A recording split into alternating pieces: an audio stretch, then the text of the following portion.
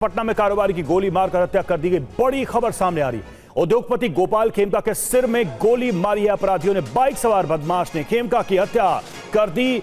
ये बड़ी वारदात पटना में, बिहार में वारदात की जगह से खोखा और कारतूस भी बरामद किया गया है। तो बड़ी आपराधिक घटना को अंजाम दिया अपराधियों ने पटना में। बिहार की राजधानी पटना में एक बड़े कारोबारी की गोली मारकर हत्या कर दी गई। बताया जा रहा है कि उद्योगपति खेमका को, गोपाल खेमका को गोली मारी गई है, सिर में गोली मारी गई है। बाइक सवार बदमाश ने खेमका की हत्या की है और इस हत्याकांड के बाद पुलिस मामले की जांच में जुटी हुई अपराधियों की तलाश की जा रही है।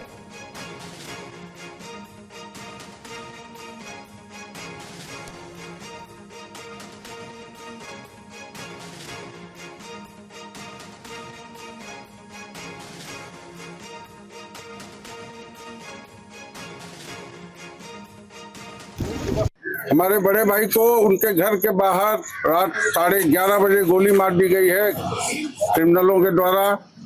गोली की आवाज सुनने के बाद उनके बेटे बहू उनको उठा करके मेडिवर्सल ले गए हैं।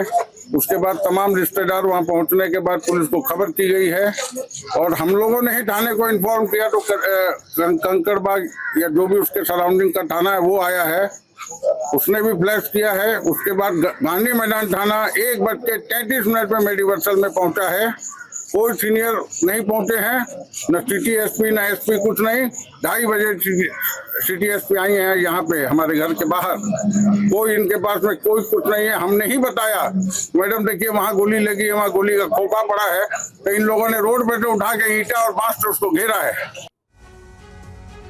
रुपेश हमारे साथ इस वक्त हमारे संवाददाता जुड़े हुए, सीधे चलते हैं उनके पास। रुपेश, बहुत बड़ी चुनौती अपराधियों ने दी है पटना पुलिस को, बिहार की पुलिस को।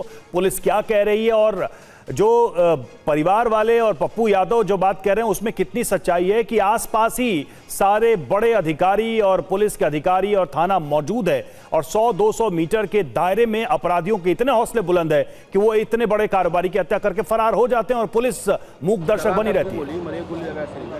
शीशा बंद में लगा है, शीशा छेद करते हुए। देखिए बिल्कुल ये सच्चाई है। चाहे पटना के डीएम हो, कमिश्नर हो, तमाम बड़े अधिकारियों का आवास इसके आसपास ही है। थाना महज 200 मीटर है। जिनको आप सुन रहे थे, शंकर खेमका जो गोपाल खेमका के भाई हैं वो मेरे सामने मौजूद हैं। उनके परिवार के लोग मौजूद हैं यहाँ पर। रामकृपाल जी यहाँ पर मौजूद हैं। रामकृपाल जी, दुखद तो है ना, विपक्ष, ठीक है आप कह रहे हैं कि विपक्ष का कहना काम है, लेकिन जिलाधिकारी का आवास, कमिश्नर का आवास, थाना, और वहाँ पर अपराधी सर में गोली मारकर चले जाते हैं। नहीं तो ये तो चुनौती है भाई, और शासन निश्चित तौर पर सब चीज़ों को देखेगा और गंभीरता से इसको लेगा।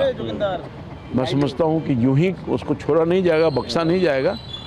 और बिल्कुल लोगों ने कहा कि यहाँ पुलिस देर तक पहुँची थी। रामकृपाल जी से हम बात फिर करेंगे। देखिए पुलिस अब यहाँ पर मौजूद है और ये गाड़ी है, ये परिवार के लोग हैं और ये गाड़ी है। जरा गाड़ी की हालत देखिए, गोली का निशान आपको शीशे में दिखेगा।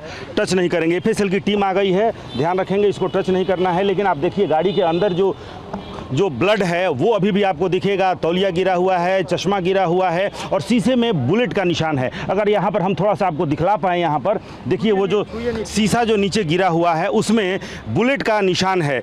खुद से गाड़ी ड्राइव करके यहाँ पर पहुँचे थे रवि। और सबसे अहम है कि अपराधियों को इनकी आवाजाही, इनके मूवमेंट की जानकारी थी। इनका मूवमेंट यानी कि कब लौटेंगे, कहाँ गए हुए हैं। चूँकि बांकीपुर क्लब के ये निदेशक हैं, बांकीपुर क्लब से जैसे ही अपने आवास के इस गेट पर, ये जो गेट है आप देखिए, और देखिए ये शंकर खेमका जी हमारे साथ हैं। और आप कब पहुंचे थे उनको?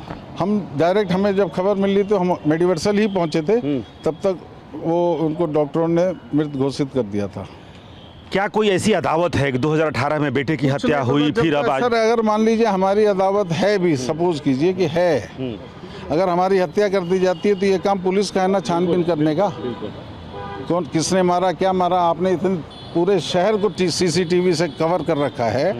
आपको बिना सीट बेल्ट का बैठा हुआ आदमी की फ़ोटो खींच लेते हैं, बिना हेलमेट का आदमी दिख जाता। आपकी पुलिस चौक चौराहे पे एक आदमी को पीछे अगर ट्रिपल लोडिंग है उस पर आप पकड़ लेते हैं।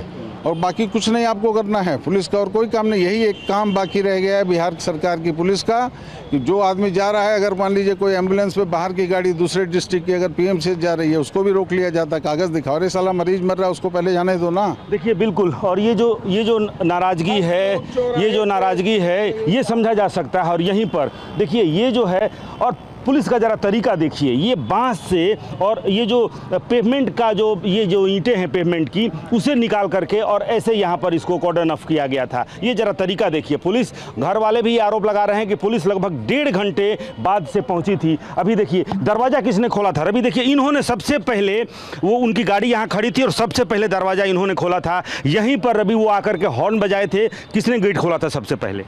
हमने खोले था। आप खोले थे? हाँ जी। गेट खोले बाहर गए? हाँ जी। क्या देखे?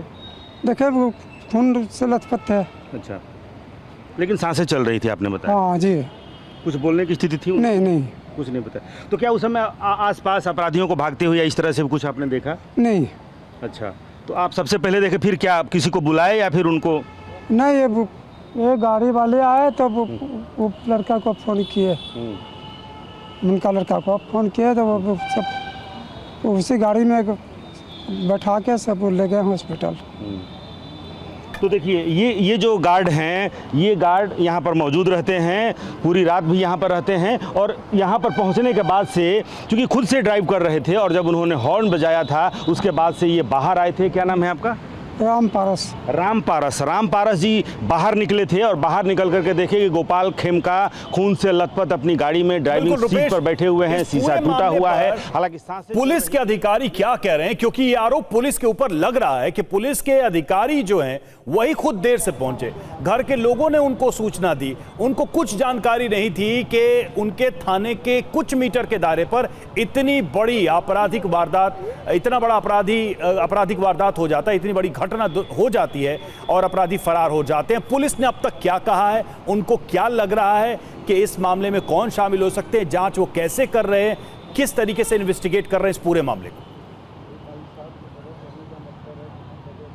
देखिए दीक्षा कुमारी जो सेंट्रल एएसपी हैं वो यहाँ पर ज़रूर पहुँची थी, लेकिन पुलिस बस यही कह रही है कि हम जांच कर रहे हैं, सीसीटीवी खंगाल रहे हैं। और गांधी मैदान का इलाका है, समझिए चारों तरफ सीसीटीवी है। इसमें आप देखिए कितने बड़े औद्योगिक संस्थान यहाँ पर हैं, बैंक्स हैं, उसमें देखिए सीसीटीवी सामने भी दिख रहा है, उसमें 2-2 3 और ये सामने देखिए, ये सामने आपको सीसीटीवी जो ठीक दरवाजे के सामने यहाँ पर लगा हुआ है, ये सीसीटीवी है। बगल में सीसीटीवी है। अभी यहाँ सामने आप देखिए 5 सीसीटीवी मुझे दिखलाई पड़ रहे हैं। तो इन सीसीटीवीज को खंगाला जा रहा है। जाहिर सी बात है कि ये जो सामने मैं सीसीटीवी आपको दिखला रहा हूं, ये ठीक गेट के सामने है। यानी कि गेट के सामने अगर कुछ हलचल हुआ होगा रात में, और पूरा इलाका, ऐसा नहीं है कि यहाँ घूप अंधेरा रहता होगा, और डीएम का आवास है, कमिश्नर का आवास है, थाना है, और घर वाले आरोप लगा रहे हैं कि पुलिस को सूचना दी गई, उन्होंने खुद सूचना दी और 1.5 घंटे बाद पुलिस पहुंची। बिल्कुल, जैसा पुलिस के पहुंचने के बाद यहाँ पर पूरा इलाका सीसीटीवी की निगरानी में रहता है, हाई प्रोफाइल इलाका है, तमाम बड़े अधिकारियों का निवास आसपास है, और फिर भी अपराधी बेखौफ हैं और एक बड़े कारोबारी की हत्या करके फरार हो जाते हैं। बहुत बड़ा सवाल लॉ एंड ऑर्डर को लेकर, पटना में कानून व्यवस्था को लेकर इस घटना से उठ रहा है। नजर आप बनाए रखें रुपेश, बहुत बहुत शुक्रिया आपका।